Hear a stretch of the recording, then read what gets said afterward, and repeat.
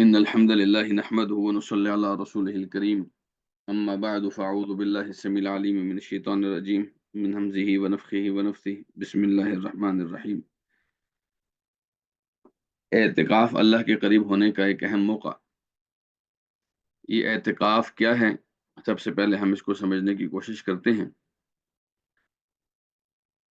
اعتکاف هو لزوم المسجد بنیت مخصوصہ لطاعت اللہ تعالی، اللہ تعالی کی اطاعت کے لیے مخصوص نیت کر کے مسجد کے اندر رہنا، مسجد کے ساتھ جڑنا، مسجد کو اپنے قیام گاہ بنانا، یہ اعتکاف ہے۔ مخصوص نیت ہونا ضروری۔ آپ ویسے آئے ہیں جو 3 دن مسجد رہ رہے ہیں تو یہ اعتکاف نہیں ہوگا جب تک آپ کی نیت مخصوص نہیں ہوگی۔ پھر آپ اگر مسجد میں رہ رہے ہیں اور اعتکاف کی نیت کر رہے ہیں لیکن اللہ کی اطاعت کی بجائے بیکار کے کام کر رہے ہیں تو یہ بھی اعتکاف نہیں ہوگا، یہ یاد رکھیے۔ اعتکاف کے لیے یہ 3 چیزیں، لزوم المسجد، نیت مخصوصہ، اطاعت اللہ، یہ 3 چیزیں اعتکاف کے لیے بہت ضروری ہیں۔ اگر ان میں سے کوئی ایک بھی چیز، مثلا آپ مسجد میں نہیں آتے اور کہیں اور اطاعت کی نیت کے ساتھ آپ مخصوص ہو جاتے ہیں تو آپ کو اپنا ثواب ملے گا لیکن آپ کو اعتکاف نہیں ہوگا، کیونکہ اعتکاف مسجد میں ہوتا ہے۔ اللہ سبحانہ و تعالیٰ نے جیسا کہ فرمایا وَلَا تُبَاشِرُوهُنَّ وَأَنْتُمْ عَاكِفُونَ فِي الْمَسَاجِدِ تِلْكَ حُدُودُ اللَّهِ فَلَا تَقْرَبُوهَا، کہ تم اپنی بیویوں کے ساتھ مجامت نہ کرو جبکہ تم مسجدوں میں اعتکاف بیٹھے ہوئے ہو، یہ اللہ کی حدود ہیں لہٰذا ان کے قریب مت جانا۔ تو اعتکاف جو ہے وہ قرآن نے بھی بتایا مسجدوں میں ہی ہوتا ہے، مسجدوں کے علاوہ اعتکاف نہیں ہوتا۔ پھر اس کے لیے اعتکاف کی نیت ہونی چاہیے، مسجد میں صرف ٹھہرنا اعتکاف نہیں ہوگا جب تک آپ اعتکاف کی نیت نہیں کریں گے۔ اور تیسری بات ہے اللہ کی اطاعت کی غرض سے آپ اعتکاف کریں گے، کسی اور غرض سے اعتکاف کریں گے تو وہ اعتکاف شمار نہیں ہوگا، یہ بات آپ نے ذہن میں رکھنی ہے۔ امام احمد ابن حنبل رحمہ اللہ نے اس اعتکاف کی حیثیت کے بارے میں بات کی، کہتے ہیں کہ لا اعلم عن احد من العلماء الا انه مسنون، کہتے ہیں کہ کوئی ایک بھی عالم اس بات میں اختلاف نہیں کرتا کہ اعتکاف مسنون ہے، یہ واجب نہیں ہے، یہ سنت ہے۔ البتہ سنت ایسی ہے کہ نبی کریم صلی اللہ علیہ وسلم نے جب سے اعتکاف شروع کیا تو کبھی بھی پھر اس اعتکاف کو ترک نہیں کیا۔ اس لیے امام زہری رحمہ اللہ فرمایا کرتے تھے عجبا للمسلمین ترکوا الاعتکاف مع ان النبی صلی اللہ علیہ وسلم ما ترکہ منذ قدیم المدینہ حتی قبضہ اللہ تعالی، کہ مسلمانوں کے لیے تعجب ہے کہ انہوں نے اعتکاف کرنا چھوڑ دیا ہے، حالانکہ رسول اکرم صلی اللہ علیہ وسلم جب مدینہ تشریف لائے تو آپ علیہ السلام نے ایک مرتبہ بھی اعتکاف نہیں چھوڑا، یہاں تک کہ اللہ تعالیٰ نے آپ کو اپنے پاس بلا لیا۔ تو اعتکاف نبی کریم صلی اللہ علیہ وسلم ضرور بضرور کیا کرتے تھے، اور ایک مرتبہ تو اللہ کے رسول سے اعتکاف رہ گیا، وہ بھی ہم وجہ بتائیں گے انشاءاللہ۔ تو آپ نے پھر رمضان کی بجائے شوال کے 10 دنوں کا اعتکاف کیا تھا، اور ایک روایت میں آتا ہے کہ جس سال آپ صلی اللہ علیہ وسلم فوت ہوئے تھے آپ نے 20 راتوں کا اعتکاف، 20 دنوں کا اعتکاف کیا تھا۔ تو اعتکاف کرنا اس میں کوئی حرج کی بات نہیں، یہ سنت ہے، اور یہ البتہ اتنی بات ہے کہ واجب نہیں ہے۔ البتہ رسول اکرم صلی اللہ علیہ وسلم کی ہمیشہ یہ سنت رہی ہے کہ آپ جب بھی رمضان کا آخری عشرہ آتا آپ علیہ الصلوۃ والسلام اعتکاف ضرور کیا کرتے تھے۔ اب نبی کریم صلی اللہ علیہ وسلم کے اعتکاف کا طریقہ کیا تھا؟ حضرت عائشہ صدیقہ رضی اللہ تعالیٰ عنہ بیان کرتی ہیں کہ ان النبی صلی اللہ علیہ وسلم کان یعتکف العشر الاواخر من رمضان حتی توفاہ اللہ، کہ نبی کریم صلی اللہ علیہ وسلم رمضان کے آخری عشرے میں اعتکاف کیا کرتے تھے، یہاں تک کہ اللہ تعالیٰ نے آپ علیہ الصلوۃ والسلام کو وفات دے دی۔ ثم اعتکف ازواجہ من بعدہ، پھر آپ علیہ الصلوۃ والسلام کے بعد آپ کی ازواج مطہرات اعتکاف کیا کرتی تھی۔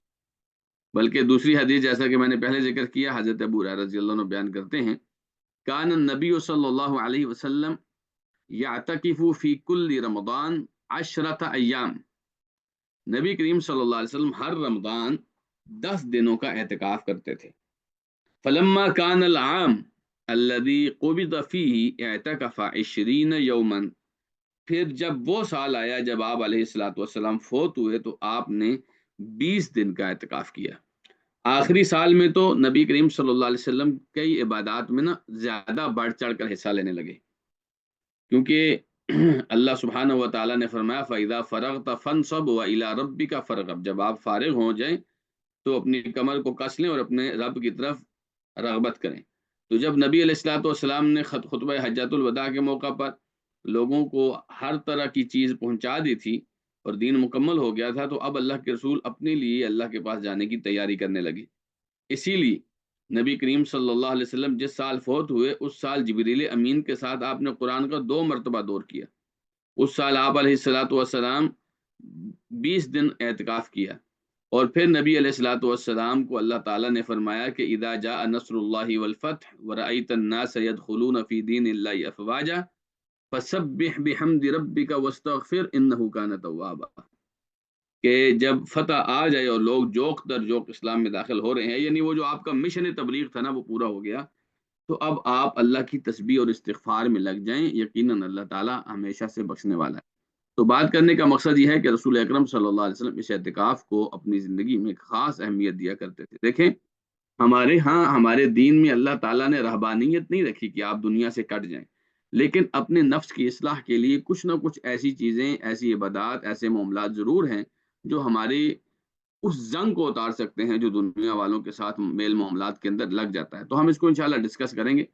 اعتکاف کا ایک سب سے بڑا مقصد یہ ہے کہ لیلۃ القدر کو تلاش کیا جائے۔ لیلۃ القدر کی تلاش میں اعتکاف سب سے زیادہ معاون ثابت ہوتا ہے، اور آپ جانتے ہیں کہ لیلۃ القدر کی اپنی اہمیت کیا ہے۔ نبی کریم صلی اللہ علیہ وسلم فرمایا کرتے تھے من قام لیلۃ القدر ایمانا واحتسابا غفر له ما تقدم من ذنبه، جو لیلۃ القدر کا قیام کرتا ہے ایمان کی حالت میں اور اجر کی نیت سے، اجر کی امید سے، اس کے گزشتہ سارے کے سارے گناہوں کو معاف کر دیا جاتا ہے۔ اللہ سبحانہ و تعالیٰ نے لیلۃ القدر کا تعارف کیا کرایا، انا انزلناہ فی لیلۃ القدر وما ادراک ما لیلۃ القدر لیلۃ القدر خیر من الف شہر۔ آپ کو کیا بتائیں کہ لیلۃ القدر کیا ہے؟ لیلۃ القدر تو 1000 مہینوں سے زیادہ بہتر رات ہے جی۔ تنزل الملائکۃ والروح فیہا باذن ربہم من کل امر، باقی فرشتے بھی اترتے ہیں اور خاص طور پہ روح القدس بھی اترتے ہیں اس رات میں، اور سارے رات آپ کے رب کی طرف سے سارے معاملات جی وہ اترتے ہیں یہاں پر۔ سلام ہی حتی مطلع الفجر، فجر طلوع ہونے تک لوگوں پر سلامتی ہی سلامتی نازل ہوتی رہتی ہے۔ تو یہ ایسی ایک مبارک رات ہے جی، اس کے مقابلے میں اگر آپ 1000 راتوں تک بھی قیام کریں، 1000 مہینے کے بھی عبادت بھی کریں، تو وہ اس ایک رات کے برابر نہیں ہو سکتی، اتنی قیمتی رات ہے۔ اور وہ یقینی طور پر جیسا آپ اس حدیث میں بھی دیکھیں گے انشاءاللہ، وہ رمضان المبارک کے آخری عشرے میں ہیں، اور معتکف حضرات کو اگر وہ تھوڑی سی محنت کریں تو یقینی طور پر وہ مل سکتی ہے۔ تو لیلۃ القدر کا سب سے بہترین حصول کا طریقہ اعتکاف ہے۔ حدیث دیکھیے ذرا، ابو سعید خدری رضی اللہ تعالیٰ عنہ کی، کہتے ہیں ان رسول اللہ صلی اللہ علیہ وسلم اعتکف العشر الاول من رمضان، ایک مرتبہ جب سب سے پہلے آپ نے اعتکاف کیا تو آپ نے رمضان کا پہلا عشرہ اعتکاف کیا۔ ثم اعتکف العشر الاوسط، پھر اگلے سال آپ نے دوسرے عشرے کا اعتکاف کیا۔ فی قبۃ ترکیۃ علیہا حسیر، آپ نے ایک ترکی خیمہ لگایا اپنے پاس، اور اس کے دروازے پر ایک چٹائی آپ نے ڈالی ہوئی تھی جس سے آپ اندر باہر آتے تھے۔ فأخذ الحسیر بیدہ فنحاہا فی ناحیۃ القبہ، آپ نے اپنے ہاتھ سے اس چٹائی کو ہٹا کر خیمے کی ایک طرف پھینک دیا۔ ثم اطلع راسہ فکلم الناس فدنوا منہ، آپ نے اپنا سر مبارک باہر نکالا اور لوگوں سے کلام کیا، اور لوگ نبی کریم صلی اللہ علیہ وسلم کے قریب ہوئے، تو آپ علیہ الصلوۃ والسلام نے فرمایا انی اعتکفت العشر الاول التمس هذه اللیلہ، میں نے پہلے عشرے کا اعتکاف کیا تاکہ یہ رات مل جائے، میں یہ رات ڈھونڈ رہا تھا۔ ثم اعتکفت العشر الاوسط، پھر میں نے درمیانے عشرے کا اعتکاف کیا۔ ثم اتیت،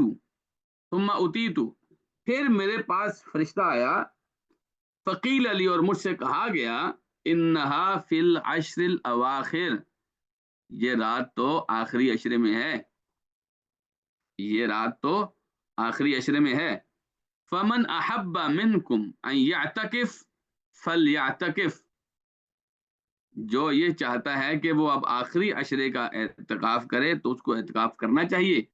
فاعتکف الناس معہ، تو لوگوں نے پھر آپ صلی اللہ علیہ وسلم کے ساتھ اعتکاف کیا۔ آپ نے فرمایا وَإِنِّي أُرِيتُهَا لَيْلَةَ وِتْرٍ، مجھے یہ رات دکھائی گئی طاق رات تھی، طاق رات تھی، وَإِنِّي أَسْجُدُ صَبِيحَتَهَا فِي طِينٍ وَمَاءٍ، اور اس رات کے بعد جو فجر آئی تو میں نے وہ نماز پانی اور مٹی میں پڑھی، یعنی کیچڑ میں پڑھی، یعنی وہ جو جہاں میں نے نماز پڑھی وہ اس جگہ پہ مٹی بھی تھی اور پانی بھی۔ فَأَصْبَحَ مِن لَيْلَةِ 21، تو جب 21ویں رات کی فجر ہوئی، وقد قام الى الصبح، آپ نماز کے لیے کھڑے ہوئے، فمطرت السماء، آسمان نے بارش برسائی، فوقف المسجد، مسجد سے پانی ٹپکنے لگا، فابصرت الطین والماء، اور نیچے پانی کے ساتھ مٹی ملنے لگی، فخرج حين فرغ من صلاة الصبح، پھر جب آپ علیہ الصلوۃ والسلام صبح کی نماز سے فارغ ہوئے، وجبینہ وروثۃ انفہ فیہما الطین والماء، آپ کے ماتھے پر اور ناک کی چوٹی پر پانی اور مٹی لگا تھا، یعنی کیچڑ لگا تھا، وَإِذَا هِيَ لَيْلَةَ 21 من العشر الأواخر، اور یہ رات آخری عشرے کی 21ویں رات تھی، آخری عشرے کی 21ویں رات تھی۔ تو آپ یہاں سے اندازہ لگائیے کہ اللہ کے رسول صلی اللہ علیہ وسلم لیلۃ القدر کی تلاش کے لیے کتنے حریص تھے، اور آپ نے لیلۃ القدر کی تلاش کے لیے جو بنیادی کام کیا وہ اعتکاف تھا۔ پہلے آپ نے پہلے عشرے کا قیام کیا، شاید ادھر لیلۃ القدر ہو، آپ کو پتہ نہیں تھا نا کون سی لیلۃ القدر ہے، رمضان میں تو ہے یہ تو پتہ تھا، لیکن یہ کون سی ہے یہ نہیں پتہ تھا۔ آپ نے پہلے عشرے کا اعتکاف کیا، پھر آپ نے دوسرے عشرے کا اعتکاف کیا، پھر آپ کو بتایا گیا کہ دیکھیں لیلۃ القدر جو ہے وہ تو آخری عشرے میں ہے، تو آپ علیہ الصلوۃ والسلام نے لوگوں سے کہا کہ جو اعتکاف کرنا چاہتا ہے وہ آخری عشرے کا اعتکاف کرے۔ اصل میں اس حدیث کے دوسرے کچھ الفاظ ہیں، ان میں یہ ہے کہ لوگ واپس جانے لگے۔ حضرت ابو سعید خدری رضی اللہ عنہ کہتے ہیں کہ ہم لوگ جو اعتکاف بیٹھے تھے، ہم اپنا سامان اکٹھا کر رہے تھے، جب دوسرا عشرہ مکمل ہوا تو ہم واپس جانے کے لیے سامان اکٹھا کر رہے تھے، لیکن اللہ کے رسول صلی اللہ علیہ وسلم نے فرمایا کہ میرے پاس ایسے مجھے بتایا گیا، مجھے یہ رات دکھائی دی، میں بھول گیا، لیکن اتنی بات یاد ہے کہ یہ آخری عشرے میں ہے اور پھر طاق راتوں میں ہے۔ یہاں آپ ایک لمحے کے لیے سوچئے ہم کتنی غفلتیں کرتے ہیں، اور ہمارے پیارے نبی کریم صلی اللہ علیہ وسلم کتنی عبادتیں ہونے کے باوجود بھی لیلۃ القدر کی تلاش کے لیے کبھی پہلے عشرے کا اعتکاف کر رہے ہیں، کبھی دوسرے عشرے کا اعتکاف کر رہے ہیں، اور آپ صلی اللہ علیہ وسلم کا جو ایک نیت تھی اور آپ کا مقصد تھا اور آپ کا جو شوق تھا وہ دیکھ کر اللہ تعالیٰ نے اب اشارہ دے دیا کہ پہلے اور دوسرے عشرے میں لیلۃ القدر نہیں ہے، لیلۃ القدر تیسرے عشرے میں ہے، آخری عشرے میں ہے۔ اور پھر ہماری امت کے لیے کتنی آسانی کی گئی کہ آخری عشرے میں بھی فرما دیا گیا کہ طاق راتوں میں ہے۔ تو اب یہ طاق راتیں جی صرف 5 بنتی ہیں، صرف 5 راتیں بنتی ہیں، اور یہ 5 راتوں میں سے ایک رات یقینی طور پر لیلۃ القدر کی رات ہے۔ تو اعتکاف میں بیٹھا ہوا بندہ وہ ضرور بضرور اس رات کو پا لیتا ہے، خاص طور پر وہ مساجد جو رات کے تمام طاق راتوں کے قیام کا بندوبست کرتی ہیں، وہاں پر ضرور بضرور انشاءاللہ العزیز ایک نہ ایک طاق رات مل ہی جاتی ہے۔ تو اللہ سبحانہ و تعالی ہمیں بھی اس رمضان کی لیلۃ القدر نصیب فرمائے، اور وہ جیسے اللہ سبحانہ و تعالیٰ نے فرمایا کہ 1000 مہینوں سے بہتر رات ہے، اللہ تعالیٰ اس رات کو ہمارے لیے ایسی مبارک اور ببرکت رات بنائے۔ تو اس اعتکاف کا سب سے بنیادی مقصد کیا ہو گیا؟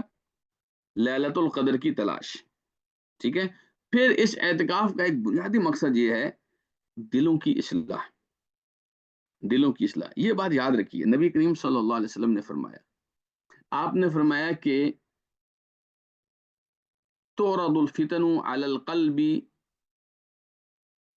كَالْحَصِيرِ عُودًا عُودًا، فتنے دل پر ایسے پیش کیے جاتے ہیں جیسے ایک چٹائی کے دانے تنکے ہوتے ہیں، اور اگر اس چٹائی کے تنکے دھاگے کو توڑ دیا جائے تو وہ تنکے ایک ایک کر کے نیچے گرتے ہیں، ایسے ہی دل پر وہ نقطے لگتے ہیں۔ اچھا، آپ نے فرمایا کہ جب انسان ایک گناہ کرتا ہے تو نکتت فی قلبہ نکتۃ سودا، دل پر ایک سیاہ دھبا لگ جاتا ہے، سیاہ دھبا لگ جاتا ہے۔ اگر یہ بندہ توبہ کر لے تو وہ سیاہ دھبا صاف ہو جاتا ہے، اور اگر یہ بندہ توبہ نہ کرے تو یہ سیاہ دھبا دوسرے دھبے کا باعث بنتا ہے، اور پھر انسان دوسرے گناہ پہ لگتا ہے، پھر ایک اور دھبا لگ جاتا ہے، پھر انسان تیسرا گناہ کرتا ہے تو ایک اور دھبا لگ جاتا ہے۔ اس طرح انسان گناہ کرتا کرتا کرتا کرتا اپنے دل کو سیاہ کر بیٹھتا ہے، اور وہ دل ایسے ہو جاتا ہے جیسے قرآن مجید میں آتا ہے کلا بل ران علی قلوبہم ما کانوا یکسبون، کہ ان کے دلوں پر زنگ لگ گیا ہے جو ان کے کرتوت ہیں ان کی وجہ سے۔ تو ہمارے گناہوں کی وجہ سے دل سیاہ ہو جاتے ہیں، دلوں کے اوپر بالکل زنگ کی تہ چڑھ جاتی ہے۔ اب اس تہ کو دھونے کے لیے سب سے بہترین عمل اللہ تعالیٰ کی عبادت ہے، سب سے بہترین عمل۔ اور آپ کو پتہ ہے رسول اکرم صلی اللہ علیہ وسلم نے فرمایا نا کہ الا وان فی الجسد مضغہ اذا صلحت صلح الجسد كله واذا فسدت فسد الجسد كله الا وهي القلب۔ آپ نے فرمایا یاد رکھنا جسم میں ایک ایسا ٹکڑا ہے، اگر وہ ٹکڑا صحیح ہو تو سارا جسم صحیح ہوتا ہے، اور اگر وہ ٹکڑا خراب ہو تو سارا جسم خراب ہوتا ہے۔ اور فرمایا کہ سنو وہ تو دل ہے، وہ جو جسم کا ٹکڑا ہے نا جی، جو صحیح ہونے پر سارے جسم کی سلامتی ہے اور جس کے خراب ہونے پر سارے جسم کی خرابی ہے، وہ دل ہے۔ اور دل کا ایک ہی علاج ہے، اور وہ ہے اللہ کا ذکر، اللہ کا قرآن، اللہ کی عبادتیں، اللہ کا قرب، اللہ کی محبت۔ آپ کو پتہ ہے امام ابن تیمیہ رحمہ اللہ نے تو یہ کئی مقامات پر بات لکھی ہے، کہتے ہیں کہ والقلب انما خلق لاجل حب اللہ تعالی، کہ دل کو تو بنایا ہی اس لیے گیا ہے کہ یہ دل اللہ سے محبت کرے۔ اب ہم نے اپنے گناہوں کی وجہ سے اس دل کو اللہ کی محبت سے دور کیا ہے، اللہ کے تعلق سے دور کیا ہے، سیاہ کر دیا ہے، اس دل کو نیکیوں سے دور کر کر کے ہم نے بہت زیادہ گدلا کر دیا ہے، خراب ہو گیا یہ دل۔ اور یہ دل جب خراب ہے تو باقی جسم کو بھی خراب کیے جا رہے ہیں۔ اب اس دل کی اصلاح کے لیے اعتکاف سب سے بنیادی سبب ہو سکتا ہے۔ دیکھیے ذرا اس میں کتنی چیزیں جمع ہو جاتی ہیں۔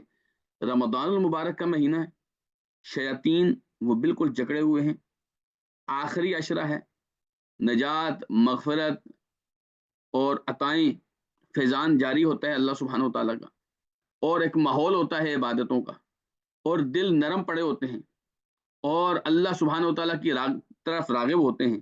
ایسی صورت میں اگر میں اور آپ استغفار کی چھلنی لے کر دل کے اوپر سے گناہوں کی اس گندگی کو دور کریں، اور پھر نمازیں، نوافل، اذکار، تلاوت، قیام، ان سارے چیزوں کے ساتھ اس دل کو نور بخشے، تو میرے خیال میں اعتکاف کا مقصد آپ کا پورا ہو جائے گا۔ وہ جو قرآن مجید میں آتا ہے نا کہ لعلکم تتقون، تاکہ تم تقوی دار بن جاؤ، تو وہ تقوی آپ کو اس اعتکاف کے ساتھ بہت بہترین انداز میں حاصل ہو سکتا ہے۔ پھر آپ کو جو بہت خاص چیز حاصل ہوتی ہے وہ ہے مسجد کی رفاقت۔ آپ عام طور پر دنیاوی معاملات میں اتنے پھنسے ہوتے ہیں کہ مسجد کے حوالے سے آپ یہ کہتے ہوئے سنے گئے ہیں، بلکہ ہم میں سے ہر بندہ ہی، کہ جی ٹائم نہیں ملا، ٹائم نہیں ملا، موقع نہیں ملا، اور میں پھنسا ہوا تھا۔ یعنی بہت ساری ایکسکیوزز ہیں جو ہم نے مسجد سے دور ہونے کے لیے بنا رکھی ہیں۔ اب اعتکاف ایک ایسی چیز ہے جو آپ کو مسجد کا باسی بنا دیتا ہے، یعنی وہ مسجد جس کے لیے آپ کے پاس پورا سال وقت نہیں تھا، اس اعتکاف میں آپ مسجد میں آتے۔ اب مسجد کیا ہے؟ بیت من بیوت اللہ، اللہ کے گھروں میں سے ایک گھر۔ آپ دیکھیے ہمارے ہاں، ہم انسانوں کے ہاں جن کے اخلاق کی کوئی قدر و قیمت نہیں ہے، ہمارے ہاں بھی اگر کوئی آدمی جو ہم سے بچھڑا ہوا ہے، ناراض ہے، وہ راضی کرنے کے لیے ہمارے گھر آ جائے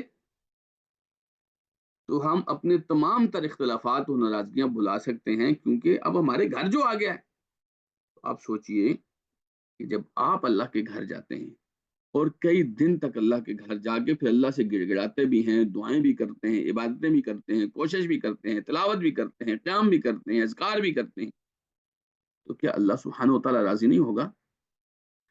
تو اعتکاف آپ کو جو بہت بڑا فائدہ دیتا ہے ان میں سے ایک ہے مسجد کی رفاقت، مسجد کے ساتھ آپ کا تعلق بن جاتا ہے۔ اب دیکھیے حضرت ابو ہریرہ رضی اللہ عنہ کی یہ حدیث دیکھیے، نبی کریم صلی اللہ علیہ وسلم نے فرمایا سبعۃ یظلھم اللہ فی ظلہ یوم لا ظل الا ظلہ، 7 لوگ ایسے ہیں جنہیں اللہ تعالیٰ اپنے سائے میں جگہ دے گا اس دن جس دن اللہ کے سائے کے علاوہ کوئی سایہ نہیں ہوگا، یعنی جب سورج سوا نیزے پر ہوگا، قیامت کی گرمی ہوگی، تپش ہوگی، لوگ اپنے اپنے پسینے میں ڈوبے ہوں گے، اس وقت 7 لوگوں کو اللہ سبحانہ و تعالیٰ خاص پروٹوکول دے گا اور ان کو سائے میں جگہ دے گا، باقی سب دھوپ میں سڑے ہوں گے لیکن یہ ایک خاص چھتری کے نیچے ہوں گے۔ یہ 7 لوگ ہیں جی ٹوٹل۔ کون کون سے لوگ ہیں؟ فرمایا الامام العادل، الامام العادل، عدل و انصاف کرنے والا بادشاہ، عدل و انصاف کرنے والا بادشاہ۔ دوسرا شاب نشأ فی عبادت اللہ، وہ جوان جو اللہ کی عبادت میں اپنی جوانی کو گزارتا ہے، جس کی جوانی اللہ تعالیٰ کی عبادت میں گزرتی ہے وہ اللہ سبحانہ و تعالیٰ کے سائے میں ہوگا۔ تیسرا بندہ رجل قلبہ معلق فی المساجد، وہ آدمی جس کا دل مسجدوں میں اٹکا ہوا ہے، لٹکا ہوا ہے، جس آدمی کا دل مسجد کے ساتھ جڑا ہوا ہے۔ اور ہم نے اعتکاف کے شروع میں کہا تھا لزوم المسجد، آپ نے مسجد کو لازم پکڑنا ہے، مسجد کے ساتھ چمٹ جانا ہے۔ تو یہ جو آدمی ہے نا جس کا دل مسجد کے ساتھ جڑ جاتا ہے، لگ جاتا ہے، یہ اللہ کے خاص پروٹوکول کا حقدار بنتا ہے۔ پھر آگے اور بھی چیزیں ہیں، مثلا رجلان تحابا فی اللہ اجتماع علیہ وتفرقا علیہ، وہ 2 آدمی جو آپس میں اللہ کے لیے محبت کرتے ہیں، اللہ ہی کے لیے جمع ہوتے ہیں، اللہ ہی کے لیے دور ہوتے ہیں۔ تو یہاں جب آپ مسجد میں 4 6 8 10 خیمے لگا کے بیٹھے ہیں تو جتنے خیمے والے آئے ہیں انشاءاللہ العزیز ان کی نیت یہی ہوتی ہے کہ اللہ کو راضی کریں، تو یہ آپس میں اللہ کے لیے جمع ہوتے ہیں، اور اللہ سبحانہ و تعالیٰ اگر ان کے دل میں ایک دوسرے کی محبت ڈال دے تو یہ پروٹوکول میں اضافہ ہو جاتا ہے۔ پھر وَرَجُلٌ دَعَتْهُ امْرَأَةٌ ذَاتُ مَنْصَبٍ وَجَمَالٍ فَقَالَ إِنِّي أَخَافُ اللَّهِ، وہ آدمی جس کو ایک خاتون نے، بڑے حسب نسب والی خاتون، جمال اور حسن والی خاتون نے اپنے ساتھ برائی کے لیے بلایا اور اس نے برائی نہیں کی، اس نے کہا کہ مجھے اللہ سے ڈر لگتا ہے۔ آپ یقین جانیے جی یہ آدمی اتنا قیمتی آدمی ہے، اللہ تعالیٰ قیامت کے دن سورج کی گرمی سے اس کو بچا لے گا کیونکہ اس کو ڈر لگ گیا تھا، اس نے گناہ نہیں کیا تھا۔ پھر ایک اور آدمی وَرَجُلٌ تَصَدَّقَ بِصَدَقَةٍ فَأَخْفَاهَا حَتَّى لَا تَعْلَمَ يَمِينُهُ مَا تُنْفِقُ شِمَالُهُ، آدمی نے صدقہ کیا اور اتنا چھپا کر صدقہ کیا کہ اس کے بائیں ہاتھ کو بھی پتہ نہیں چلا کہ دائیں ہاتھ نے کیا خرچ کیا۔ یہ آدمی بھی بہت خاص آدمی ہے، اور آپ کو اعتکاف کے اندر یہ بھی چیز مل جاتی ہے۔ وہ کیسے؟ کہ جب آپ خرچ کرنے لگتے ہیں، آپ اکیلے ہیں خیمے میں، آپ اپنے پاس مثلاً آپ 10,000 روپے لے جائیں، جن کو اللہ نے استطاعت کی، جس کو استطاعت دی وہ 1,000 روپے لے جائے، جس کو استطاعت دی وہ 1,00,000 روپے لے جائے، جس کو استطاعت دی وہ 100 روپے لے جائے، 10 دن ہے نا، 100 روپے والا آدمی روزانہ کی بنیاد پر مسجد کے چندے کے ڈبے میں 10 روپے ڈال دے، سب سے چھپ کی، کیونکہ مسجد میں ہی ہے نا، کوئی ایسا تو نہیں نماز کے ٹائم آیا اور لوگوں کے سامنے چلا گیا۔ کئی دفعہ لوگ سوئے ہوتے ہیں، کئی معاملات ہوتے ہیں، وہاں آپ چپ کر کے 10 روپے مسجد کے چندے کے ڈبے میں ڈال دیں، 100 ڈال دیں، 1000 ڈال دیں، 10,000 ڈال دیں، جو بھی آپ کو استطاعت ہے ڈالیں، کسی کو پتہ نہیں چلے گا، حتیٰ کہ آپ کے گھر بیٹھی آپ کی بیوی کو، آپ کے بچوں کو بھی پتہ نہیں چلے گا۔ یہاں یہ آپ کو بہت موقع مل جاتا ہے۔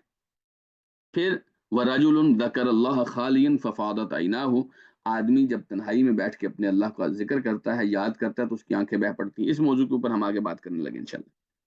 پھر اللہ کے رسول صلی اللہ علیہ وسلم کی ایک اور حدیث سنیے، بڑی پیاری حدیث ہے۔ آپ علیہ الصلوۃ والسلام نے فرمایا، حضرت سلمان فارسی کی حدیث ہے، نبی علیہ السلام نے فرمایا من توضع فی بیتہ فاحسن الوضوء ثم اتى المسجد فهو زائر اللہ، جس نے وضو کیا، اچھا وضو کیا اور پھر مسجد آیا، وہ اللہ کا زائر ہے، اللہ کا مہمان ہے۔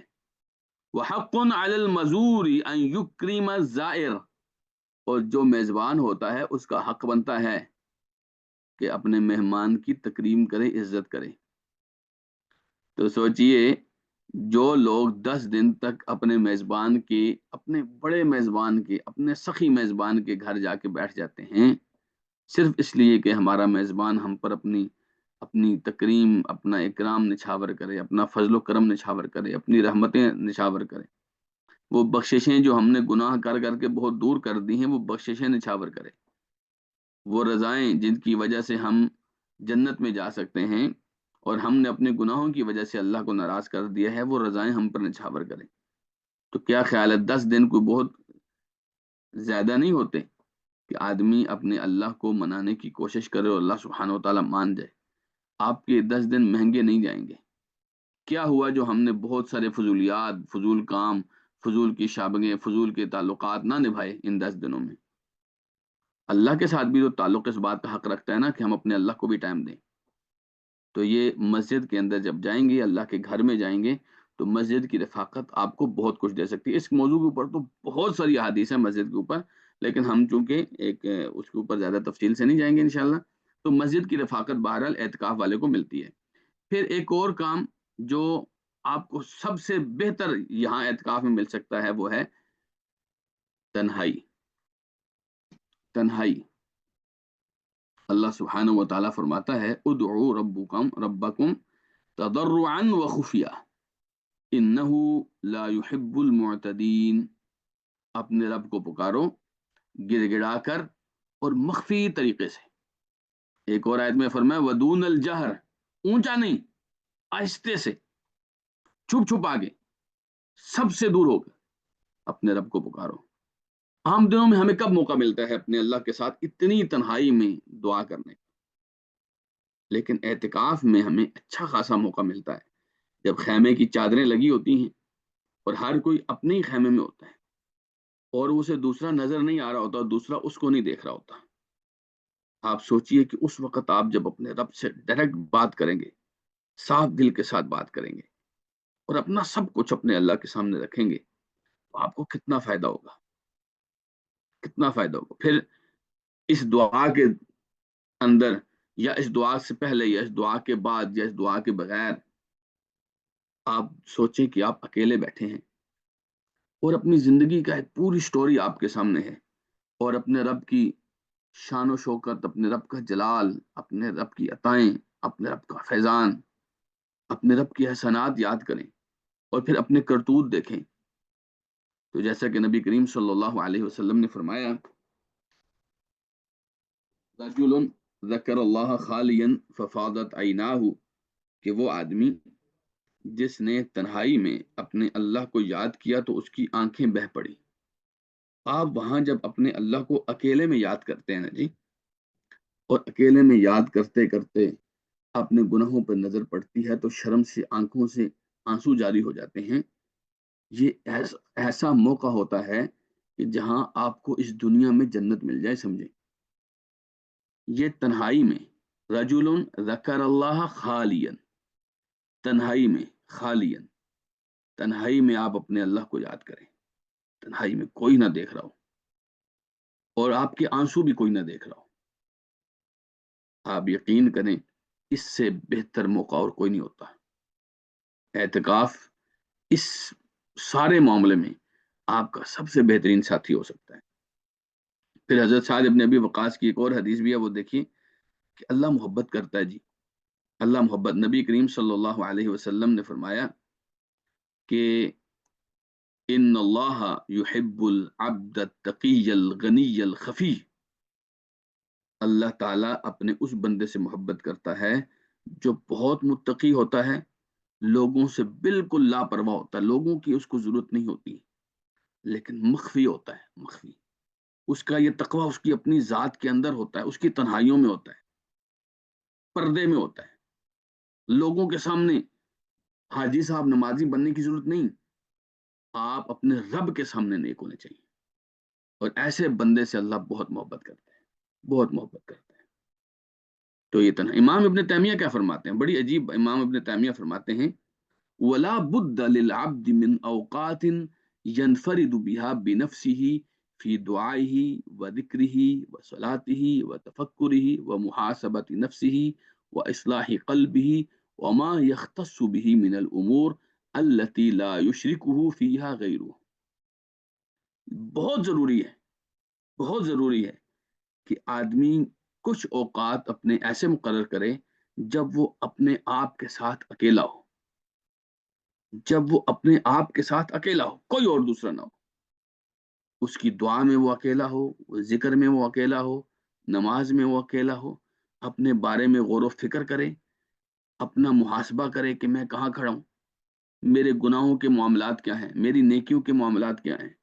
اپنے دل کی اصلاح پر اپنے دل سے سوال کرے، اپنے دل کو جواب دے، اپنے دل کو جھنجھوڑے، اپنے دل کو قابو کرے، اپنے دل کی خواہشات پر کنٹرول کرے، اپنے آپ کو سمجھائے. اصلاح قلبی، اپنے معاملے میں کچھ اکیلے سے بیٹھ کے نا فیصلے کرے کہ میں یہ کرنے سے میں یہاں پہنچا ہوں، یہ کرنے سے میں یہاں پہنچا ہوں، یہ گناہ تھا میں اس کی وجہ سے نقصان ہوا، یہ نیکی تھی اس کی وجہ سے مجھے فائدہ ہوا. وما يختص به من الامور التي لا يشركه فيها غيره. اس کے علاوہ دیگر بھی بہت سارے کام ہو سکتے ہیں جس میں آپ کے ساتھ کوئی اور شریک نہیں ہو سکتا نا، تو وہ آپ کے لیے اپنے لیے. جب نماز با جماعت ہے وہ آپ نے لوگوں کے ساتھ پڑھنی ہے، لیکن وہ جو رات کی تنہائیوں کی نماز ہے وہ تو آپ اکیلے بھی پڑھ سکتے ہیں نا. ایسے معاملات میں امام ابن تیمیہ کہتے ہیں اکیلا ہو بندہ فہذہ یحتاج فیہا الی انفرادہ بنفسہ، یہ بندہ اپنے آپ کو اکیلا کرنا چاہتا ہے. اما فی بیتہ، یا تو اپنے گھر میں ہی اکیلا کر لے، ٹھیک ہے. جیسے امام طاؤس فرمایا کرتے تھے نعم صومعۃ الرجل بیتہ یکف فیہا بصرہ ولسانہ. آدمی کا سب سے بہترین جو گرجا ہے، عبادت گاہ ہے، وہ اس کا گھر ہے، جہاں وہ اپنی نظریں بھی بچا سکتا ہے، اپنی زبان بھی بچا سکتا ہے. سب سے بہترین آدمی کے لیے جو جگہ ہے وہ اس کا گھر ہے. لیکن گھر میں تو اعتکاف نہیں ہوتا. اگر آپ اعتکاف میں ہیں وَإِمَّا فِي غَيْرِ بَيْتِهِ، یا آپ اپنے گھر کے علاوہ کہیں پر اکیلے ہو سکتے ہیں، جیسے اعتکاف میں آپ خیمے میں ہوتے ہیں. اچھا، امام ابن تیمیہ کا اپنا طرز عمل کیا تھا؟ کہتے ہیں امام ابن قیم فرماتے ہیں کہ مجھے ان کے کسی رشتہ دار نے بتایا کان فی بدایت امرہ یخرج احیانا الی الصحراء. امام ابن تیمیہ جب ابھی بہت زیادہ معروف نہیں ہوئے تھے اور بہت زیادہ لوگوں میں ان کی مشہوری نہیں ہوئی تھی، تو تنہائیوں میں صحرا کی طرف سے نکل جاتے تھے. یخلو عن الناس، لوگوں سے بالکل الگ تھلگ ہو جاتے تھے. لقوت ما یرد علیہ، کیونکہ امام ابن تیمیہ کے اوپر جو چیزیں آتی تھی، جو علم تھا، جو تقوی تھا، جو ان کی عبادت کے معاملات تھے، بہت ساری چیزیں ایسی ہوتی تھی جس کی سیٹنگ کے لیے، جس کی بہتری کے، جس کی درستگی کے لیے آپ کو اپنا آپ لوگوں سے الگ کرنا پڑتا ہے. آپ کو اپنا آپ لوگوں سے الگ کرنا پڑتا ہے. وہ رشتہ دار کہتے ہیں فَتَبِعْتُهُ يَوْمًا فَلَمَّا أَسْحَرَ تَنَفَّسَ صُعَدَاءَ. جب امام ابن تیمیہ صحرا میں پہنچے تو ایسے سانس لینے لگے جیسے چڑھائی میں چڑھنے والا آدمی سانس لیتا ہے، کھلے کھلے لمبے لمبے سانس لینے لگے، جیسے ان کو آزادی سی کہیں سے مل گئی. پھر امام ابن تیمیہ شعر پڑھنے لگے وَأَخْرُجُ مِن بَيْنِ الْبُيُوتِ لَعَلَّنِي أُحَدِّثُ عَنْكَ النَّفْسَ بِالسِّرِّ خَالِيًا. شعر کیا ہے کہ میں گھروں کے بیچ میں سے نکل کے الگ ہو گیا ہوں تاکہ تیرے بارے میں اکیلے بیٹھ کر اپنے آپ سے بات کروں، تیرے بارے میں اکیلے بیٹھ کر اپنے آپ سے بات کروں. سبحان اللہ. آپ اس مومن کے بارے میں کیا خیال رکھتے ہیں جو مومن اپنے رب کے بارے میں سوچنے کے لیے لوگوں سے الگ ہو کے، بالکل الگ تھلگ ہو کے، وہ اپنے اللہ کے بارے میں سوچتا ہے، اس کی شان، اس کی عظمت کے بارے میں سوچتا ہے. پتہ قرآن مجید میں کیا آتا ہے؟ ان فی اختلاف اللیل والنہار ان فی خلق السماوات والارض واختلاف اللیل والنہار لآیات لأولی الالباب الذین یذکرون اللہ قیاما وقعودا وعلی جنوبہم ویتفکرون فی خلق السماوات والارض ربنا ما خلقت هذا باطلا سبحانک فقنا عذاب النار. سبحان اللہ. تو کبھی کبھی آپ بھی گھر سے نکلیں اور اپنے اللہ کے بارے میں اپنے آپ سے باتیں کریں. میرے اللہ نے مجھ پر کتنے احسانات کیے ہیں اور میں اپنے اللہ کے معاملات میں کتنا نکما واقع ہوا. تو یہ تنہائی آپ کے پاس سب سے بڑی نعمت ہوگی جب آپ اعتکاف میں اپنے خیمے کے اندر اکیلے ہوں گے. پھر اس اعتکاف کا ایک بہت بڑا مقصد ہوتا ہے جی نیکی کی تلاش. نیکی کی تلاش یہ بہت بڑا مقصد ہے اس کا. اگر آپ کو اعتکاف میں نیکی میسر ہے تو پھر تو آپ کا اعتکاف کسی کام پہ لگ جائے. اگر آپ کا اعتکاف میں نیکی میسر نہیں ہے تو پھر آپ سوچیں کہ آپ سے درست نہیں ہوا اعتکاف. مثلا یہ حدیث دیکھیے، اس حدیث میں ایک نقطہ ہے جو رسول اللہ صلی اللہ علیہ وسلم نے دیا. وہ کیا ہے؟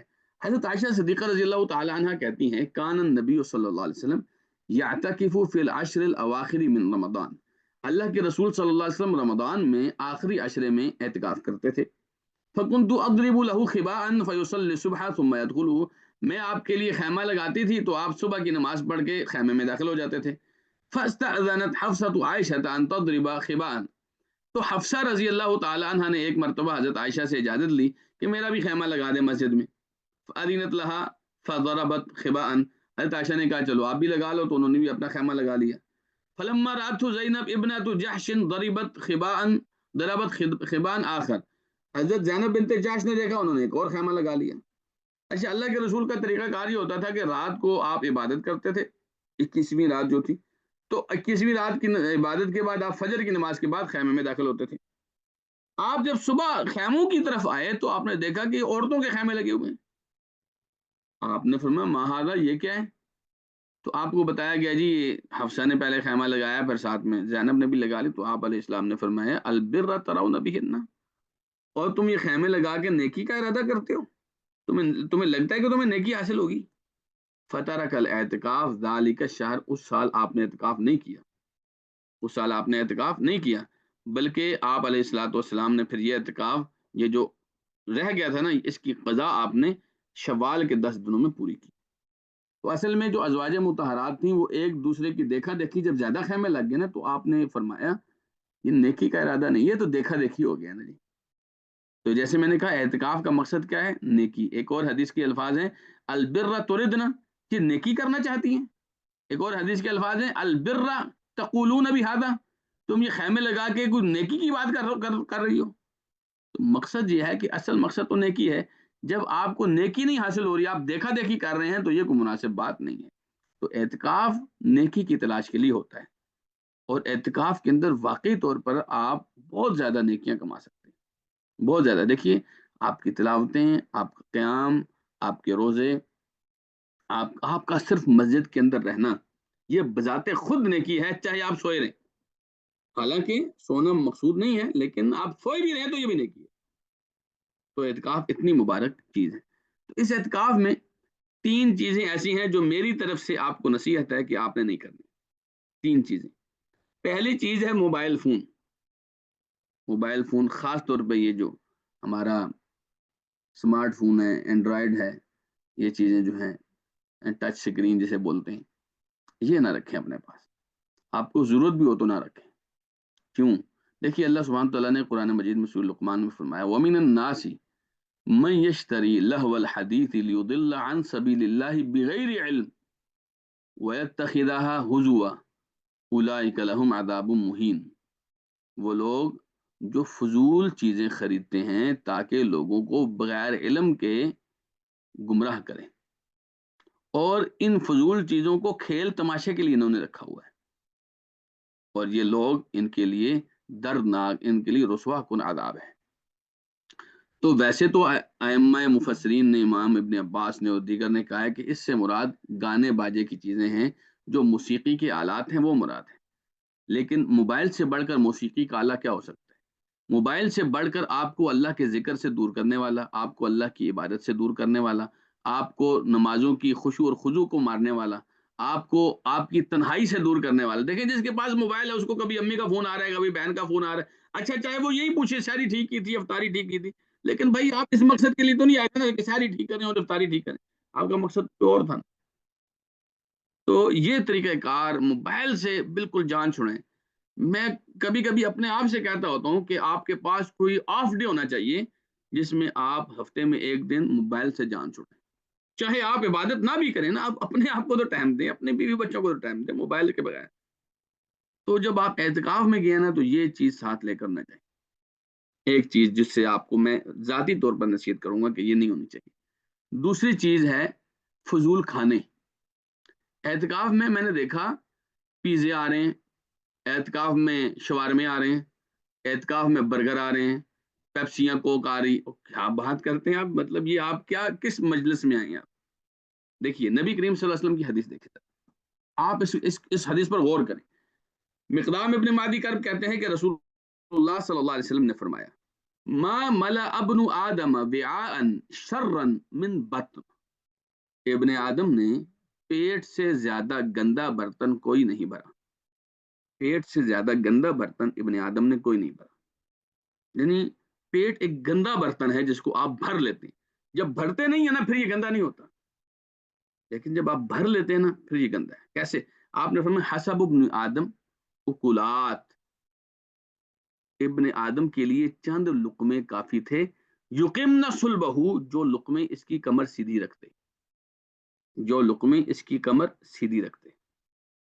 ہوتا کیا ہے، جب ہم افطاری میں بہت زیادہ کھا لیتے ہیں نا تو قیام اللیل میں کمر میں درد نکلنا شروع ہو جاتا ہے، آپ دیکھ لیں، تجربہ کر لیں، افطاری میں جب بہت زیادہ کھا لیتے ہیں قیام اللیل میں درد، سحری میں خوب ٹھوس بجا کے کھاتے ہیں نا، پھر فجر کی نماز بھی کئی دفعہ رہ جاتی ہے، پھر قرآن پڑھنے کا بھی دل نہیں کر رہا ہوتا، پھر عبادتوں میں بھی دل نہیں لگ رہا ہوتا۔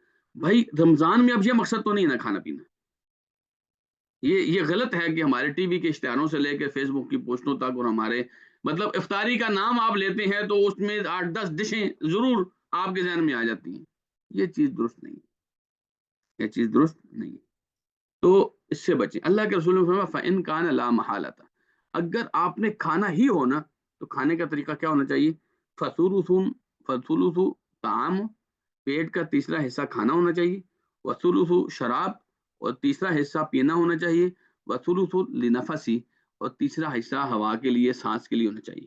آپ کے پیٹ میں 3 حصوں کی گنجائش ہونی چاہیے، جس میں ایک حصے میں تو آپ کھانا ڈال سکتے ہیں، ایک حصے میں آپ پینا ڈالیں، اور ایک حصے کو آپ ہوا کے لیے چھوڑ دیں۔ سمجھے بات آپ کو؟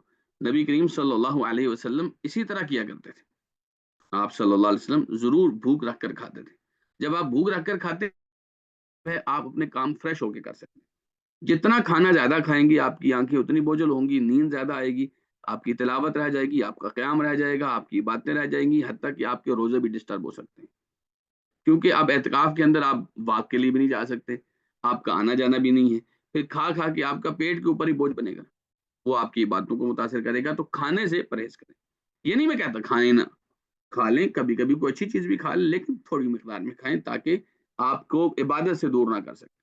تیسری چیز فضول گفتگو، فضول گفتگو، اللہ سبحانہ تعالیٰ نے فرمایا وَاصْبِرْ نَفْسَكَ مَعَ الَّذِينَ يَدْعُونَ رَبَّهُمْ بِالْغَدَاةِ وَالْعَشِيِّ يُرِيدُونَ وَجْهَهُ، جو لوگ صبح شام اپنے اللہ کو پکارتے ہیں ان کے ساتھ جڑ کے رہیے، وہ اللہ کی ذات کے طلبگار ہیں۔ وَلَا تَعْدُ عَيْنَاكَ عَنْهُمْ، فرمایا ان سے اپنی نظریں دور نہ کریں، تريد زینت الحیات الدنیا، تمہیں دنیا کی زینت چاہیے، ولا تطع من اغفلنا قلبه عن ذکرنا، اس بندے کے پیچھے نہ لگیں، اس کی آنکھیں نہ لگیں، اس کی بات نہ مانیں جس کے دل کو ہم نے اپنے ذکر سے غافل کر رکھا ہے، یعنی وہ ہمارے ذکر میں نہیں ہے نا تو آپ اس کے ساتھ نہ لگیں۔ واتبع هواه، اور وہ صرف اپنی منواتا ہے، وکان امرہ فروطا، اور وہ صرف فضولیات میں پڑا رہتا ہے، اپنے ساتھ زیادتیاں کرتا ہے، تو آپ اس کے پیچھے کیوں لگتے ہیں؟ آپ ان لوگوں کے ساتھ جڑیے جو اللہ کے ذکر میں مشغول رہتے ہیں۔ تو فضول کی ایک دیکھیں نا، ایک دفعہ نبی کریم صلی اللہ علیہ وسلم نے کی مجلس میں دیکھا کہ صحابہ کرام وہ مسکرا رہے ہیں، صحابہ کرام وہ بہت زیادہ ہنس رہے ہیں، کہہ کے لگا رہے ہیں، تو نبی کریم صلی اللہ علیہ وسلم نے فرمایا کہ لو تعلمون ما اعلم لضحکتم قلیلا ولبکیتم کثیرا، اگر تم وہ جان لو جو میں جانتا ہوں تو تمہاری ہنسی بہت کم ہو جائے اور تمہارا رونا بہت زیادہ ہو جائے۔ اللہ کے رسول صلی اللہ علیہ وسلم نے اپنے صحابہ کو بہت زیادہ ہنستے ہوئے دیکھا تو آپ کو یہ اچھا نہیں لگا، کیونکہ بہت زیادہ کہہ لگانا، ہنسنا، گپیں لگانا، جی لطیفے سنا، اب اعتکاف میں آپ لطیفے سنا کے کیا کریں؟ ان چیزوں سے آپ کو بچنا چاہیے، یہ اعتکاف کے مفسدات ہیں، اعتکاف کو خراب کر سکتے ہیں۔ اب آئیے اعتکاف کے حوالے سے چند احکام جو جلدی جلدی ہم بیان کرتے ہیں انشاءاللہ۔ اعتکاف یاد رکھیے مسجد میں ہوتے ہیں، ہم نے شروع میں پہلی بات یہ کر دی تھی، اللہ تعالیٰ نے فرمایا وَأَنْتُمْ عَاكِفُونَ فِي الْمَسَاجِدِ، تم مسجد میں اعتکاف کرتے ہو، تو اعتکاف مسجد میں ہوتا ہے، مرد کا بھی مسجد میں ہوتا ہے، عورتوں کا بھی مسجد میں ہوتا ہے، جیسا میں ہم نے بتایا کہ صحابیات نے مسجد میں خیمے لگائے تھے، یہ تو انہوں نے دیکھا دیکھی زیادہ خیمے لگائے تو اللہ کے رسول نے اس کو پسند نہیں کیا، ورنہ مسجد میں خیمے لگتے تھے۔ پھر تیسری بات یاد رکھیے، آپ مسجد کے سے بغیر ضرورت نہیں نکل سکتے، کیونکہ آپ مسجد کے اندر اعتکاف بیٹھے ہیں۔ ہم نے اعتکاف کی تعریف میں کہا تھا لزوم المسجد، مسجد کے ساتھ چمٹ کے رہنا، تو مسجد سے آپ باہر نہیں بیکار کاموں کے لیے نکل سکتے، ہاں کچھ بہت ضروری چیزیں ہیں ان کے لیے نکل سکتے ہیں، مثلا آپ کے واش روم مسجد سے باہر ہیں تو آپ جا سکتے ہیں، یا ایسا ہے کہ آپ جو ہے قضاء حاجت کے لیے کہیں اور جانا چاہتے ہیں جا سکتے ہیں، آپ بیمار ہو گئے ہیں ڈاکٹر سے دوائی لینے کے لیے جا سکتے ہیں. یا ایک حدیث دیکھیے، نبی کریم صلی اللہ علیہ وسلم کے پاس آپ کی ازواج مطہرات آئی تھیں، ساری ازواج مطہرات چلی گئی تو آپ نے حضرت صفیہ سے فرمایا تھا کہ تم ٹھہر جاؤ، میں تمہیں خود چھوڑ کے آتا ہوں. کیونکہ حضرت صفیہ رضی اللہ تعالیٰ عنہ حضرت اسامہ کے گھر میں رہتی تھی اور اسامہ کا گھر کافی دور تھا. تو اللہ کے رسول صلی اللہ علیہ وسلم نے حضرت صفیہ کو، رات کا وقت تھا، تو اللہ کے رسول نے حضرت صفیہ کو خود اسامہ کے گھر میں جہاں وہ رہتی تھی وہاں چھوڑ کے آئے. اس دوران بعض دو لوگوں نے نبی علیہ السلام کو دیکھا حضرت صفیہ کے ساتھ، تو دیکھ کے وہ چلے گئے. تو نبی کریم صلی اللہ علیہ وسلم نے ان کو بلا کے فرمایا کہ یہ دیکھو میرے ساتھ صفیہ ہے، کوئی اور نہیں ہے. تو وہ کہنے لگے یا رسول اللہ آپ کے بارے میں ہم ایسے کیسے سوچیں گے؟ تو آپ نے فرمایا دیکھو ایسا نہیں ہے، ان الشیطان یجری من الانسان مجرى الدم، شیطان انسان کے نفس کے اندر، اس کے جسم کے اندر خون کی طرح گردش کرتا ہے. اور وانی خشیت وان یلقی فی انفسکما شیئا، مجھے خدشہ ہوا کہ تمہارے دل میں کوئی بات نہ ڈال دے، اس لیے میں نے تمہارے سامنے واضح کیا. دیکھو حضرت صفیہ رضی اللہ تعالیٰ عنہ کو نبی کریم صلی اللہ علیہ وسلم چھوڑنے کے لیے گئے، کیونکہ ان کو چھوڑ کے آنا ضروری تھا. تو آپ چھوڑ کے، جو ضروری کام ہے اس میں کوئی حرج کی بات نہیں ہے. اعتکاف کب شروع ہوگا؟ اعتکاف آپ کا 21ویں رات کو شروع ہوگا. جیسے ہم نے پہلے بیان کیا، 21ویں رات کو نبی علیہ الصلوۃ والسلام مسجد میں گزاری تو وہ 21ویں رات لیلۃ القدر کی تھی. تو اعتکاف آپ نے لیلۃ القدر کی رات آپ نے مسجد میں گزارنی ہے. ہاں البتہ یہ ہے کہ 21ویں رات گزارنے کے بعد آپ جو خیمہ لگائیں گے نا اپنے لیے مسجد میں، اس خیمے میں آپ نے 21ویں روزے کی فجر پڑھ کے رات گزاری باہر، پھر فجر پڑھ کے آپ نے خیمے میں جانا ہے. ٹھیک ہے، یہ بات یاد ہے. حضرت عائشہ رضی اللہ تعالیٰ عنہ کہتی ہیں کہ فَكُنْتُ أَضْرِبُ لَهُ خِبَانًا فَيُصَلِّيَ الصُّبْحَ ثُمَّ يَدْخُلُهُ، آپ صبح کی نماز پڑھ کے خیمہ جو لگتا تھا اس کے اندر داخل ہوتے تھے. بہرحال یہ کچھ باتیں تھیں جو آپ سے کرنا بہت ضروری تھیں. اللہ تعالیٰ جزائے خیر دے ہمارے پیارے دانیال بھائی کو اور ان کی پوری ٹیم کو، یوتھ فلکس کو، جنہوں نے یہ پیاری مجلس رکھی ہے. انشاءاللہ بارک اللہ فیکم، جزاکم اللہ خیرا، وآخر دعوانا ان الحمد للہ رب العالمین.